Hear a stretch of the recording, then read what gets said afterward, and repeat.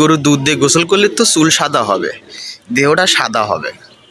খাঁটি গরুর দুধ দিয়ে যদি কোনো নেতা গোসল করে, সে তার পবিত্র অর্জনের জন্য, তার দেহটারে পবিত্র করার জন্য, তার ভিতরে তার আত্মাটাকে পবিত্র করার জন্য বা দল থেকে বহিষ্কার হওয়ার জন্য দুধ দিয়ে যদি কেউ গোসল করে, তার ভিতরটা তো পরিষ্কার হবে না। ভিতরে যদি আন্ধার আন্ধার ঘরের মতো কালা কুচকুচ হয়ে থাকে, তার অন্তরটা, বিবেকটা, হৃদয়টা, সেটা তো সেই আন্ধার কালোর মতো হয়ে যাবে, দুধের মতো সাদা হবে না। অর্থাৎ কি হবে, দুধ দুধ সমাজ থেকে বঞ্চিত হবে। দুধ যে 10 লিটার দুধ, ইউপি চেয়ারম্যান সদস্য 10 লিটার দুধ দিয়ে গোসল করছে তারা দেহটারে পরিষ্কার করার জন্য। আপনাদের কাছে আমার দাবি, সে কি জীবনে কোনোদিন সে তার ভিতরে মানুষের ভিতরে তো সব, বাইরের তো ময়লা থাকে, এগুলো সাদা পানি দিয়ে ধৌত করলে বা সাবান দিয়ে ধৌত করলে কিন্তু সে পরিষ্কার হয়ে যায়। পরিষ্কার হয়ে যায় না, যে দুধে যখন গোসল দেয় তার সব কিছু ওপর দিয়ে সাদা হয়ে যায়, তার ভিতরে তার দুধটা ঢোকে না। অতএব এই যে 10 লিটার দুধ দিয়ে যে ইউপি সদস্য পদত্যাগ করে, না পদত্যাগ না, সে নির্বাচন করছে, ফেল করছে।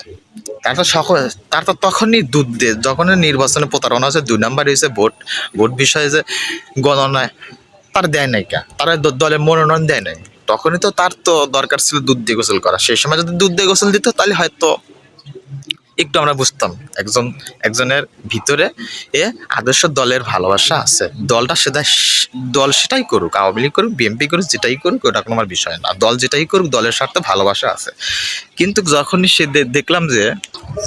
যখনই দেখলাম সে তার দলের নেত্রী যখন দেশ থেকে পালাইয়া গেল, চারদিকে যখন তার দলের লোকজন তখন প্রচুর পরিমাণে মার খেতে লাগলো, অথচ অথচ দলের দলের দলের ব্যানারের নাম দেখিয়ে বা দলের স্বার্থে তারা কোটি কোটি টাকা হাতে নিয়েছে, যখন জনগণ ধরবে বা প্রশাসন ধরবে, সেই সময় উনি দুধ দিয়ে গোসল করলো।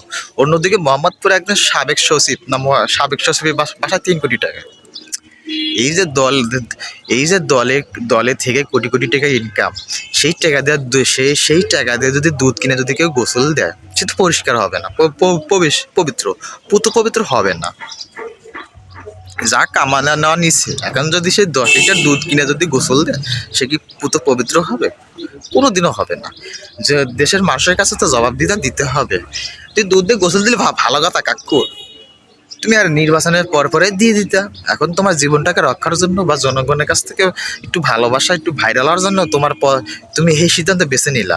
আমাদেরকে কি করলা, 10 লিটার দুধ থেকে জনগণ বঞ্চিত হলো। সে 10 লিটার দুধ মার্কেটে যদি থাকতো, বাজারে যদি থাকতো, অন্তত মানুষ 1 পোয়া বা 1 পোয়ার অর্ধেক কিনা খাইতো। তুমি তো গোসল দিলা, সে দুধটা নষ্ট হলো। আমার মনে হয় সেই টাকাটা সেই দল এই দুই দল থেকে টাকাটা আইছে। কারণ যারাই দল করে, যে দলই করে, তাদের ব্যাংকে কোটি কোটি টাকা, তারা নিজের বাসাটারে কোটি টাকার ব্যাংক বানায় রাখছে। বাংলাদেশের ব্যাংক তারও 3-4টা হবে, 3 কোটি, 4 কোটি, 7 কোটি টাকা তার বাসার মধ্যে টাকা। কি পরিমাণ টাকা কামালে এরকম বাসা থেকে টাকা উদ্ধার করা যায়?